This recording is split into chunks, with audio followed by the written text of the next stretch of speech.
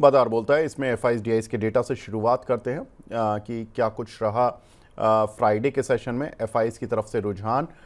तो एफआईएस ने 7831 करोड़ रुपए की बाइंग की है, 8831 करोड़ रुपए की बाइंग की है, और वहीं डीआईज ने भी 5187 करोड़ की बाइंग की है। तो कुल मिलाकर मार्केट में कह सकते हैं कि ज़बरदस्त मूव देखने के लिए मिला फ्रॉम एफआईएस डीआई साइड। अगर हम देखें तो एक बार ग्लोबल इंडिसेस का हाल भी देख लेते हैं कि क्या कुछ ग्लोबल इंडिसेस का हाल रहा। तो ग्लोबल इंडिसेस में देखें तो यूएस मार्केट तो ग्रीन में बंद हुआ, करीब 332 पॉइंट। लेकिन ये जो आज खराब शुरुआत आपको दिख रही है उसके अलग अलग रीजंस हैं। यूएस का डाउनग्रेड भी आया मूडीज की तरफ से, जिसकी वजह से हमने देखा कि आज यूएस के जो डाउ फ्यूचर है, नैस्डैक फ्यूचर है, थोड़ा सा प्रेशर में है। लेकिन एज सच कोई प्रॉब्लम नहीं है इतनी बड़ी, लेकिन हाँ थोड़ा बहुत तो प्रेशर तो है। अब आगे बढ़ते हैं और देख लेते हैं कि आज के टॉप गेनर्स और लूजर्स कौन से हैं। तो टॉप गेनर्स में देखें तो ग्रेफाइट आज 13% ऊपर आफ्टर रिजल्ट्स। इवेंटल में करीब 11.5% का उछाल, डिलीवरी करीब 11%, एचईजी और केपीआई ग्रीन इनमें करीब 8 से 9% की तेजी देखने के लिए मिल रही है। वहीं एक बार देख लेते हैं टॉप लूजर्स कौन से काउंटर हैं जिनमें कि आज गिरावट देखने के लिए मिल रही है। तो प्रोटीन करीब 11%, 20% नीचे है, बीबीएल में करीब 10%, GAEL Gujarat Ambuja export 7%, heritage food और क्रेडिट एक्सेस ग्रामीण करीब 5 से 5.5% नीचे हैं। वेट एक बार देख लेते हैं कि क्या कुछ मार्केट में अब देखने के लिए मिलेगा। और हमारे साथ अंशुल जी अब जुड़ने वाले हैं बस 1-2 मिनट में। तो एक बार नज़र डाल लेते हैं आज कौन से काउंटर हैं जिनमें फ्राइडे का जो सेशन है उसके बाद भी मूव देखने के लिए मिल रहा है। तो फ्राइडे के सेशन के बाद आज हमने देखा कि टाटा टेक में अच्छी तेज़ी देखने के लिए मिल रही है। आज अगर हम देखें तो वोल्टास में अच्छी स्ट्रेंथ देखने के लिए मिल रही है। ज़ीलर्न यहाँ पर करीब देखें तो 5% का उछाल हमने रिजल्ट्स आते हुए देखे थे इस कंपनी के। फ्राइडे के सेशन में करीब 20% का सर्किट लगा, आज भी अच्छी स्ट्रेंथ है। अदानी स्टॉक्स में कुछ हद तक बाइंग लौटी है निचले स्तरों से। स्टरलाइट टेक जिसके कि फ्राइडे को नतीजे आए थे उस समय एक समय 10% ऊपर चला गया था, लेकिन अभी करीब 4% नीचे है। तो यहाँ पर भी एक अलग सा ही रुझान देखने के लिए मिला है। साथ ही हम देखें तो मिंडा कॉर्प यहाँ पर भी करीब 2.5% की तेज़ी देखने के लिए मिल रही है। अब हमारे साथ खास मेहमान जुड़ चुके हैं। हमारे साथ लक्ष्मीश्री इन्वेस्टमेंट के हेड ऑफ रिसर्च अंशुल जी जुड़ चुके हैं और विनीत सर भी जुड़ चुके हैं। हमारे साथ विनीत सर हैं वेंचुरा सिक्योरिटीज़ के head of research, Vineet Bolinjkar sir. Vineet sir hi, good morning. Good morning, how are you? Good sir, good. आज बड़ी अच्छी सर बैकड्रॉप लगा रखी है आपने। हाँ, थोड़ा लैपटॉप में तकलीफ था इसलिए आपको मोबाइल से ज्वाइन कर रहा हूँ। अच्छा सर, कोई बात नहीं, कोई बात नहीं सर। जुड़ना जरूरी है सर, दर्शकों को आपका व्यू मिलना जरूरी है। कहाँ से मिलता है कैसे मिलता है वो फर्क नहीं पड़ता। सर इस समय मार्केट में क्या एडवाइस कर रहे हैं आप अपने क्लाइंट्स को, क्योंकि हमने देखा कि 24,000 से 25,000 आने में हमें ज़्यादा टाइम नहीं लगा, कुछ ही सेशंस लगे और इतना मतलब शायद तेजी की उम्मीद नहीं कर रहे थे लोग, और इस माहौल में तो कम से कम नहीं कर रहे थे। लेकिन अभी क्या करें? नहीं, देखिए, बाइंग तो बरकरार रहनी चाहिए। There is no two things about it. और आप देखोगे कि इंडिया में स्वच्छ भारत अभियान चालू है बॉर्डर पे और इंटरनली भी। और जिस तरह से इंडिया ने अपनी आयरन डोम टेक्नोलॉजी दिखाई है वो पूरी दुनिया को पस्त करके रखा हुआ है। तो वहां पे इंडिया की dominance as a global super power emerge हो रहा है and India as the world's only growing market with 1/6 of humanity. इससे बड़ा आपको कॉम्बिनेशन किधर मिलेगा नहीं। आने वाले युगों पे भी मिलना मुश्किल है। तो मुझे लगता है ये बहुत ही अच्छी संधि है, बाइंग जारी रखना चाहिए। और मुझे लगता है कि डिफेंस स्टॉक्स काफी अच्छे परफॉर्म करेंगे, specially those that are into drones and UAV technology, क्योंकि ये फ्यूचर है वॉर का। दूसरी चीज क्या है कि इंटरेस्ट रेट्स ग्लोबली गिरने की एक्सपेक्टेशन है। मिडिल ईस्ट में मूवमेंट्स बहुत स्विफ्ट हो रहे हैं, जिसके लिए आप देखोगे कि जियोपॉलिटिकल टेंशंस काफी कम होते जा रहे हैं, नंबर ऑफ आउटकम्स अपने कल्मिनेशन स्टेज पे है, तो ग्रोथ के ऊपर वापस फोकस आने वाला है। और इसके चलते हुए इंटरेस्ट रेट्स अगर यूएस में गिरेंगे तो इंडिया को डबल फायदा हो जाएगा। और उसी चलते मुझे लगता है कि ओवरऑल इंडिया का पूरा जो लैंडस्केप है इक्विटी इन्वेस्टिंग का काफी पॉजिटिव नजर आता है। तो हम आपको ओवरवेट कॉल देंगे मार्केट्स में, नॉटविथस्टैंडिंग द फैक्ट दैट थोड़ा बहुत संघर्ष हो सकता है बॉर्डर पे आगे चलते हुए। ठीक है, अब हमारे साथ लक्ष्मी श्री इन्वेस्टमेंट के head of research Anshul Jain ji भी जुड़ चुके हैं। Anshul ji, good morning. नमस्कार विनीत जी को भी नमस्कार। नमस्कार अंशुल जी, ये बताइए निफ्टी में क्या लेवल्स देख रहे हैं आज इंट्राडे के लिए या इस पूरे वीक के लिए?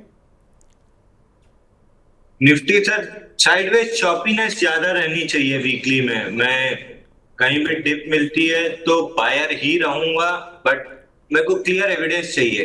नीचे में 24,924 मेजर सपोर्ट है, अगर यहाँ पे बुलिश एविडेंस मिला तो बाइंग की सोचेंगे, नहीं मिला तो मोस्ट लाइकली साइडवेज रेंज रह जाएगी मार्केट में। बहुत ज्यादा नीचे नहीं देख रहा हूँ, बहुत ज्यादा ऊपर नहीं देख रहा हूँ, क्योंकि अभी तक वोलेटिलिटी रही है तो थोड़ी सी इसको डाई डाउन होना बहुत जरूरी है। वोलेटिलिटी डाई डाउन नहीं होगी तो मार्केट में वर्टिकल डाउन मूव आने की संभावना रहेगी। तो प्रोबेबली कल फ्राइडे का सेशन कंसोलिडेशन में गया है, यहाँ पे 2-3 दिन अगर कंसोलिडेशन निकल जाता है तो मार्केट हेल्दी हो जाएगा। ठीक है, कुछ खबरों की तरफ बढ़ते हैं। और अमेरिका में अगर हम देखें तो उनसे जो टॉप रेटिंग का ताज था वो छिन गया। मूडीज़ ने अमेरिका की रेटिंग डाउनग्रेड की, ट्रिपल ए से रेटिंग घटाकर AA प्लस की है, AA1 की है। और ट्रिपल ए रेटिंग कई दशकों से चली आ रही थी, ट्रिपल ए रेटिंग थी टॉप रेटिंग वहाँ की। और अमेरिका पर लगातार इंटरेस्ट रेट का जो बर्डन है वो बढ़ रहा है, डेट लेवल बढ़ रहा है, जिसकी वजह से रेटिंग डाउनग्रेड की गई है। 2035 तक अमेरिकी का जीडीपी का 134% हो जाएगा, ऐसा मूडीज़ का मानना है। साथ ही अगर देखें तो उनका मानना है कि अमेरिकी फेडरल डेफिसिट भी 9% तक पहुंच जाएगा, जिस तरह का अमेरिका का खर्चा इस समय चल रहा है। 2023 में फिच ने अमेरिका की रेटिंग डाउनग्रेड की थी और 2011 में S&P ने रेटिंग डाउनग्रेड की थी। तो अब तीनों ही जो लीडिंग रेटिंग एजेंसीज हैं उनकी तरफ से अमेरिका का रेटिंग डाउनग्रेड आ चुका है। विनीत सर, अगर हम देखें तो ये डाउनग्रेड पॉजिटिव साइड से लेना चाहिए मार्केट को या नेगेटिव साइड से? पॉजिटिव ये कि अमेरिका को जल्द से जल्द कुछ कदम उठाने होंगे, अच्छे कदम उठाने होंगे और डोनाल्ड ट्रंप पर प्रेशर ज़्यादा बढ़ गया, या दूसरी तरफ इस तरह से सोचना है कि रेटिंग डाउनग्रेड हुआ है तो आने वाले समय में अगर उनको और कर्ज उठाना है तो वो महंगा मिलेगा, क्योंकि रेटिंग डाउनग्रेड होने से इंटरेस्ट कॉस्ट बढ़ जाती है? देखिए, उधर दो फोर्सेस एट प्ले है। एक तो रेटिंग डाउनग्रेड आ गए तो पूरे उनके इकोनॉमी को जंग बॉन्ड स्टेटस की ओर लेके जा रहे हैं। $37 ट्रिलियन वो चुकता कर पाएंगे नहीं कर पाएंगे वो देखना पड़ेगा। इसलिए उनकी बहुत डेस्परेशन में वो लोग उसने जाके मिडिल ईस्ट में डील्स कर रहे at very very aggressive rate. Interest rate तो बढ़ जाएंगे उधर, लेकिन उधर दो चीजें होने वाली है कि वहां से फ्लाइट ऑफ कैपिटल हो सकती है, क्योंकि ना आप देखोगे कि हायर इंटरेस्ट रेट पे भी कोई बोरोअर्स नहीं है, बायर्स नहीं है। तो जब तक आपकी यूएस, और उसके चलते मुझे क्या लगता है कि वहां से आप देखोगे कि आपका जो डॉलर रेट है काफी डिटेरियोरेट होता जाएगा। इस बार अगर 99 के नीचे आता है यूएस डॉलर इंडेक्स तो आप समझ लीजिए कि यहाँ से और एक 10% टूट सकता है। तो हमें लगता है कि आईटी स्टॉक्स में तेजी नहीं करनी चाहिए। हम पहले से काफी टाइम से वार्न कर रहे हैं, तो इनसे थोड़ा हमें दूर रहना चाहिए। यहाँ पे आपको करेंसी रिस्क और ग्रोथ रिस्क दोनों का मिलन होने वाला है, जिससे आप देखोगे कि काफी यहाँ से टूट सकते हैं भाव। ठीक है, आगे बढ़ते हैं अगली खबर की तरफ। अमेरिका से नाखुश है मॉर्गन स्टैनले। उन्होंने कहा है कि टैरिफ में ढील के बावजूद अमेरिकी इकोनॉमी में दिक्कतें हैं। उन्होंने कहा कि महंगाई बढ़ेगी, ग्रोथ रहेगी धीमी, और फेड से जो इंटरेस्ट रेट कट है उनकी भी उम्मीदें नहीं हैं, क्योंकि टैरिफ में यू टर्न लेने से छोटी अवधि में तो राहत मिलेगी, लेकिन लंबी अवधि में अभी भी प्रॉब्लम है। क्योंकि उनका कहना है कि जो एवरेज टैरिफ था वो अप्रैल से पहले 2% था और अप्रैल के बाद अब औसत टैरिफ करीब 13% हो गया। तो इसका कुछ इम्पैक्ट तो होगा यूएस इकोनॉमी पर। उनका मानना है कि 3 से 3.5% तक की इन्फ्लेशन रेट रहेगी और Q2 जीडीपी ग्रोथ केवल 1.6% की रहेगी अमेरिका में।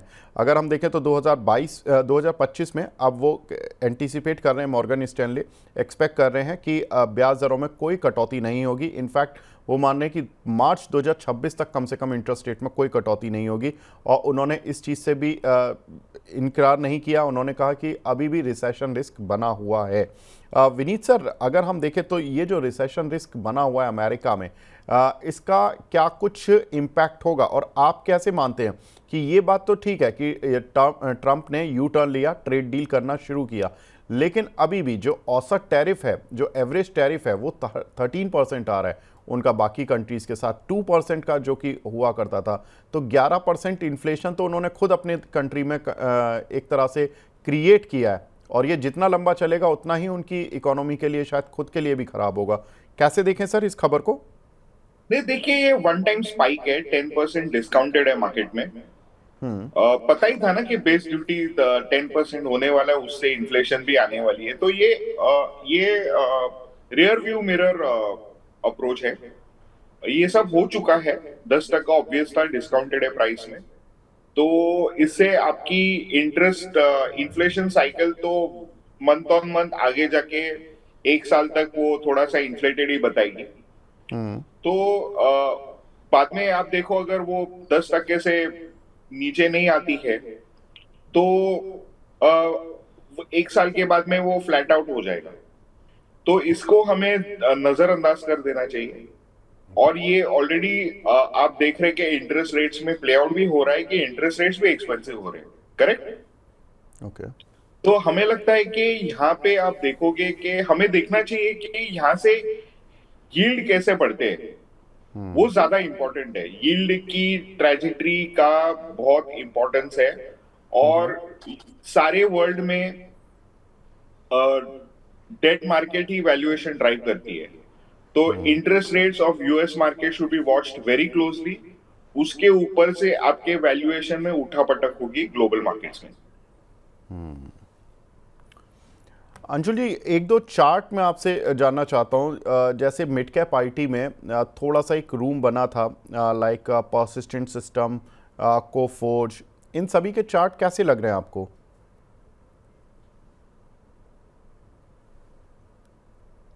परसिस्टेंट ठीक लग रहा है, थोड़ा सा पुल बैक और दे सकता है।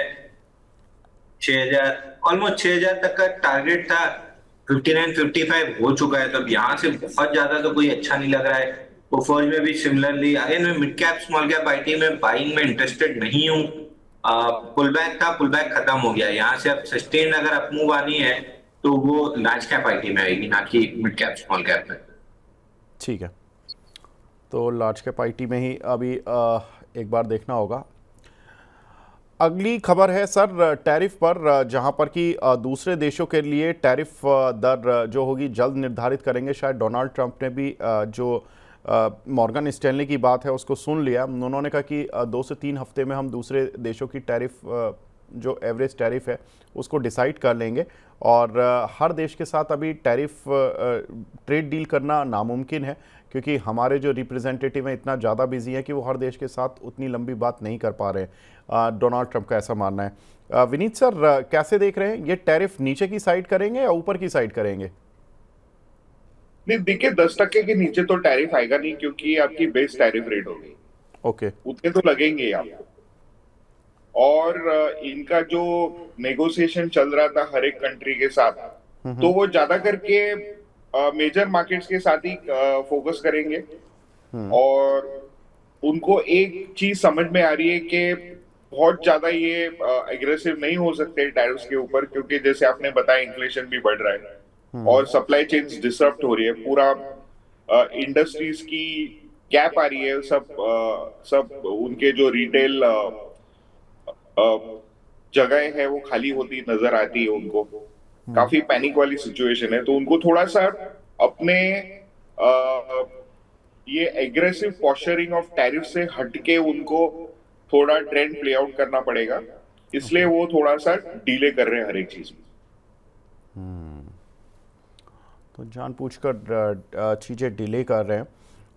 अगला अपडेट है सर भारत पाक टेंशन पर, जहां पर कि सीज़ फायर की एक्सपायरी डेट नहीं है। ये डीजीएमओ ने कहा है इंडिया के, उन्होंने कहा है कि ठीक है जो सीज़ फायर है वो चल रहा है और इस पर जो बार बार अपडेट देना उनका एक तरह से इंडिकेशन है कि ये ठीक नहीं है। रिपोर्ट्स के अनुसार सीज़ फायर केवल रविवार तक के लिए था। ये फ्राइडे को इसी तरह की हलचल थी कि रविवार तक के लिए सीज़ फायर है, तो संडे को शायद कोई अपडेशन आएगा दोनों कंट्रीज़ की तरफ से कि ये सीज़ फायर और कितना एक्सटेंड किया गया है या कोई एस्केलेशन तो नहीं दोबारा से शुरू हो जाएगा। तो ये कहीं ना कहीं हद तक अनसर्टेनिटी हटी है और अब इंडिया के ही जो डीजीएमओ है उन्होंने ये क्लैरिटी दे दी है। विनीत सर, इसमें अगर देखें तो अब लगता है कि ये जो होना था हो चुका है, एस्केलेशन भारत पाकिस्तान का, अब केवल वॉर ऑफ वर्ड्स रह जाएगा या डिप्लोमेसी से ही ये सारी चीज़ें हल होंगी, एस्केलेशन ऑन द ग्राउंड नहीं होगा और उसका क्या कुछ इम्पैक्ट हम देखें इंडियन मार्केट्स पर, खासतौर से डिफेंस स्टॉक पर। वैसे तो मेरी डिफेंस पर आपसे बात हुई थी, लेकिन जो काफ़ी एक्स्ट्रा बिट ऑफ रन दिखा चुके हैं उनमें प्रॉफिट बुक करने का सही समय है क्या, कैसे देखें सर? नहीं, देखिए जो स्टॉक्स बहुत अग्रेसिवली बढ़े, थोड़ा तो प्रॉफिट टेकिंग आ ही जाएगा, नंबर वन। लेकिन जो इंडिया का 40,000 करोड़ इमरजेंसी परचेज डील है, उसको आप नजरअंदाज भी नहीं कर सकते और उससे काफी ऑर्डर्स आएंगी बियॉन्ड एंड अबव जो अभी है। तो सब डिफेंस स्टॉक्स के नंबर्स अच्छे आने वाले। दूसरी बात है, देखिए अगर आप रीड बिटवीन द लाइंस करोगे तो बोला गया है कि और कोई टेरर अटैक होगा तो इंडिया विल रिस्पॉन्ड डिसाइसिवली। तो आपको सिर्फ देखना है कि एक गोली कहीं चले इंडिया में जो पाकिस्तान के साथ लिंक है। अभी लास्ट नाइट खबर आई थी कि पाकिस्तान 7-8 सिटीज में टेरर एक्टिविटीज प्लान कर रहा था यूजिंग अफगानी पीपल, लेकिन ये नजर आ गया है तो अभी वो होगा नहीं। लेकिन देखिए अगर ये चलता रहेगा ना तो एक टिकिंग टाइम बम उनके लिए तो इंडस वाटर ट्रीटी है, जो पानी रोक दिया है और जिस तरह से अग्रेसिवली काम हर जगह चालू हो गया है, उससे आपके जो पाकिस्तान में प्रॉब्लम आ सकती है। और वहां पे देखिए आपके ना आर्मी ने लगभग 4,000 एकड़ या हेक्टेयर जमीन चाइनीज के लिए फार्मिंग के लिए दी है पंजाब की। तो वो चाइनीज फूड सप्लाई को भी इम्पैक्ट करता है। और एक ऐसा अनुमान है कि चाइना में लगभग 1 लाख चाइनीज सिटीजन रहते हैं और उनके ऊपर बीएलए का प्रहार होने वाला है। तो बहुत सारी कंफ्यूजिंग स्टेटस है पाकिस्तान में और उससे अटेंशन डाइवर्ट करने के लिए इनके पास एक ही चारा है कि वो लोग इंडियन बॉर्डर पे कुछ स्कर्मिशेस करें। और अगर ये होता है तो इंडिया बहुत अग्रेसिवली रिस्पॉन्ड करेगा। तो ये कभी होगा, कैसे होगा हम बोल नहीं सकते हैं, पर यहाँ पे रुकने वाला नहीं है एक्शन। अंशुल जी, कौन से डिफेंस काउंटर हैं जो आपको लग रहा है कि अभी टॉप आउट हो चुके हैं और कम से कम शॉर्ट टर्म में उनसे दूरी बनाकर रखें? लाइक HAL हमने देखा कि Cochin shipyard, Garden Reach, Astra Micro, BEL के आज इनफैक्ट नतीजे भी हैं। तो कोई ऐसा काउंटर लग रहा है कि कम से कम कुछ यहाँ पर प्रॉफिट बुकिंग तेज दिख रही हो ऑन चार्ट? BEL में टारगेट अचीव हो गया तो BEL में प्रॉफिट बुक करना चाहिए 375। इसके अलावा मेरे को कोई भी स्टॉक वैसे भी नहीं पसंद था। HAL BDL में आज थोड़ी सी सेलिंग दिख रही है, तो अगर ये एस्केलेशन वाला मैटर अब ठंडा पड़ता है तो वापस से डाउन मूव स्टार्ट हो सकती है। ठीक है। एक और इम्पॉर्टेंट खबर धामपुर शुगर पर, जहां पर कि इनका बायबैक अनाउंस हुआ। 23 मई को शेयर की बायबैक की रिपोर्ट डेट है। 185 रुपीज़ पर शेयर पर कंपनी बायबैक करेगी। करीब 10,81,000 शेयर यानी कि 1.65% तक की इक्विटी का बायबैक होगा। बायबैक पर 20 करोड़ रुपए का खर्च करेगी कंपनी और प्रमोटर्स भी शेयर बायबैक में टेंडर कर सकते हैं। विनीत सर, कैसे देखें, क्योंकि शेयर अभी भी अपने बायबैक जो इन्होंने इंडिकेटिव प्राइस रखा है 185 का, उससे तो काफ़ी नीचे चल रहा है। ये अभी भी शेयर केवल 145 रुपये चल रहा है, आज करीब 3% नीचे है। इस बायबैक की खबर से कुछ फ्यूल मिलेगा या ये केवल ऐसे ही महज कंपनी की तरफ से आया है? वो तो अपर लिमिट है ना 185 बायबैक की। तो उससे कोई आप प्राइस डिसाइड नहीं होता है। कि अगर वो मिनिमम प्राइस रखते थे बायबैक की तो बात अलग थी, अगर ये ऊपर की लिमिट है तो उससे इम्पैक्ट नहीं होएगी। ठीक है। अंशुल जी, आपको चार्ट पर कैसा लग रहा है सर? कोई सपोर्ट रेजिस्टेंस? सर एक बार स्टॉक का नाम रिपीट कर दीजिए। धामपुर शुगर।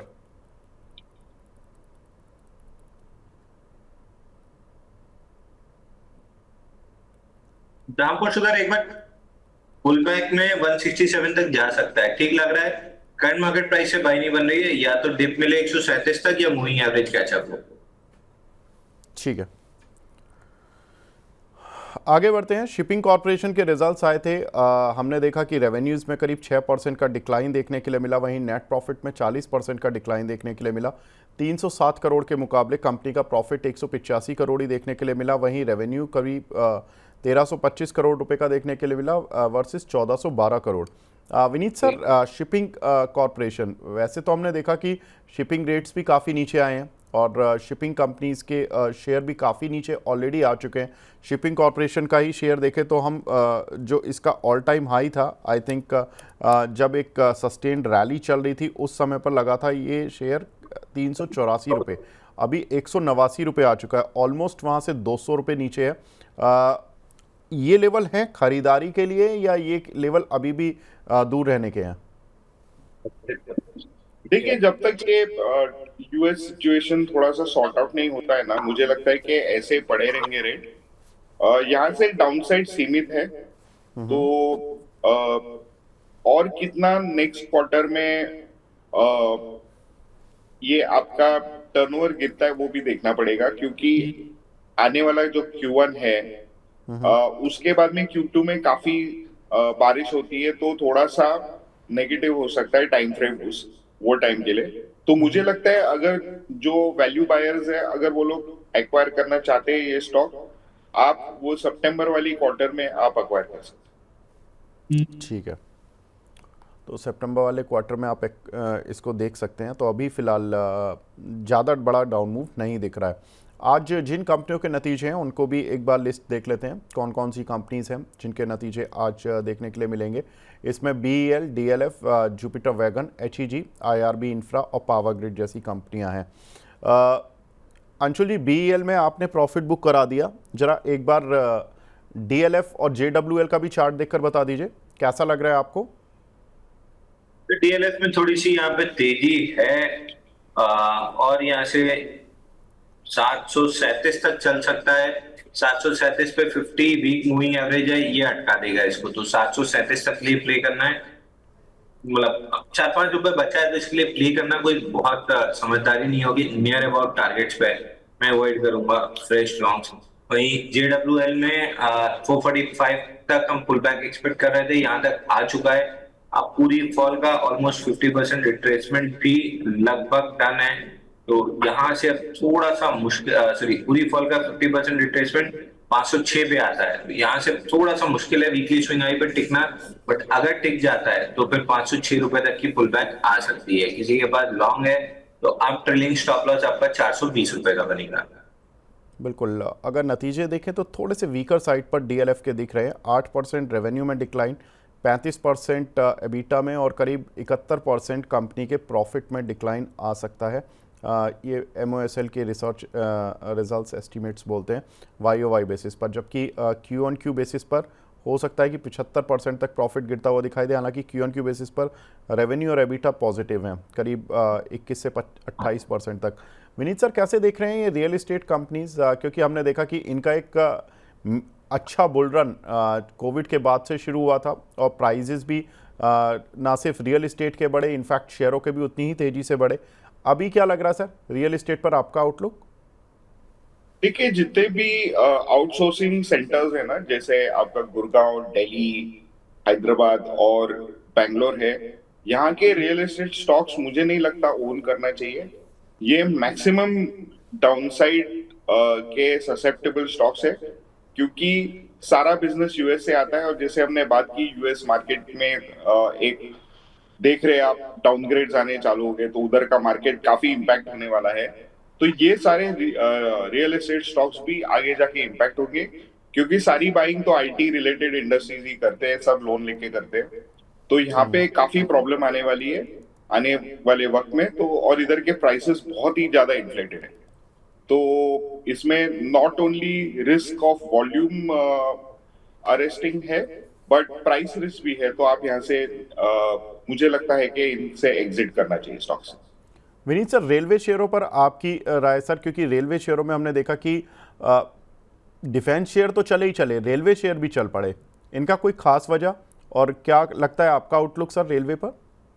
नहीं, देखिए पीएसयूज में ना क्लियर विजिबिलिटी है अर्निंग्स ग्रोथ की, क्योंकि गवर्नमेंट ओरिएंटेड है, लॉन्ग टर्म प्रोजेक्ट्स है, तो मुझे लगता है कि इनमें इन्वेस्टेड ही रहना चाहिए। ठीक है, कौन कौन से शेयर सर इन्वेस्टेड रहे रेलवे में? सारे सब ठीक है, आईआरएफसी अच्छा है, आरवीएनएल अच्छा है, तो आप इनमें इन्वेस्ट करके रह सकते हैं। ठीक है, ठीक है सर। राइट्स भी है, राइट्स में भी इन्वेस्टेड रह सकते हैं। अच्छा, ठीक है, तो एक रेलवे शेयर जो कि विनीत सर को अच्छे लग रहे हैं। Vineet sir, apart from this कोई इस बार आप वीकली अपडेट्स में कोई शेयर नहीं बता रहे सर, कोई बता दीजिए। देखिए अडानी पावर हमें लगता है कि अच्छा परफॉर्म कर सकता है आगे जाके, तो इन पे ध्यान देना चाहिए। हमने आपको लास्ट टाइम एनएचपीसी बताया था, वो उसकी भी मूवमेंट चालू हो चुकी है। सॉरी, आई मेंट अडानी ग्रीन, तो आप अडानी ग्रीन पे फोकस कीजिए। Adani green is the next counter which in my opinion will start moving up aggressively. ठीक है, तो अडानी ग्रीन बड़ा फेवरेट शेयर बना हुआ है अंशुल सर का भी और विनीत सर का भी, बहुत बढ़िया सर। तो इस काउंटर में हमने मूव भी देखे, 1000 रुपये के ऊपर भी आ गया काफ़ी समय बाद। विनीत सर, आप हमारे साथ जुड़े सर, बहुत बहुत शुक्रिया हमसे जुड़ने के लिए और अपना प्रीशियस टाइम देने के लिए। Thank you sir. Thank you sir. आगे बढ़ते हैं एक दो काउंटर्स पर, और मैं अंशुल जी आपकी राय लेना चाहूँगा, क्योंकि HEG IRB इन काउंटर्स पर भी काफ़ी निवेशक फंसे हुए हैं। और चूंकि हमने ग्रेफाइट के रिजल्ट्स देखे, उसके बाद हमने देखा कि ग्रेफाइट का आज का बड़ा ज़बरदस्त मूव है और HEG भी इसी खुशी को बना रहा है। ऑलरेडी अपने रिजल्ट से पहले 10% ये ऊपर आ गया है। फंसा तो नहीं देगा शेयर? फंसने वाला है ही। लास्ट टाइम भी 192 हफ्ते का बेस ब्रेकआउट आया था, 469 पे एक हफ्ते चला, उसके बाद लॉन्ग को फंसा दिया, फिर ऊपर आ रहा है। फंसाएगा नहीं फंसाएगा कहना मुश्किल है, बट 2018 में बाइंग क्लाइमेक्स हुआ था, उसके बाद से स्टॉक चॉपीनेस में है, हल्का ऊपर ज्यादा नीचे। तो मेरी रडार में तो नहीं है। अगर आपके पास है तो एक रेजिस्टेंस 550 पे है, निकलता है तो 587 पे दूसरा रेजिस्टेंस है। ठीक है, और IRB में सर सिमिलर स्ट्रक्चर है, ब्रेकआउट फिलहाल लोअर लेवल से आया है 49 पे, तो स्टॉक अपनी पूरी फॉल का 50% रिट्रेसमेंट दे सकता है, विच इज एट 59.6, तो 59 रुपीज तक आ सकता है ये ऊपर में। ठीक है सर, आज पावर ग्रिड के भी नतीजे हैं। हमारे काफ़ी दर्शक पावर ग्रिड पर भी सवाल पूछते रहते हैं, इसमें भी बता दीजिए पावर ग्रिड में आपको क्या लगता है इस काउंटर पर? साइडवेज टू बेयरिश ट्रेंड ज्यादा है, बट अगर रिजल्ट ठीक आते हैं और 310 निकालता है तो 332 तक जा सकता है। बहुत अच्छा काउंटर नहीं है। बाइंग क्लाइमेक्स के बाद अभी पूरी डाउन मूव कंप्लीट नहीं हुई है। 269 बड़ा टारगेट था, 249 का लो बना है, अभी 270 रुपए बचा हुआ है।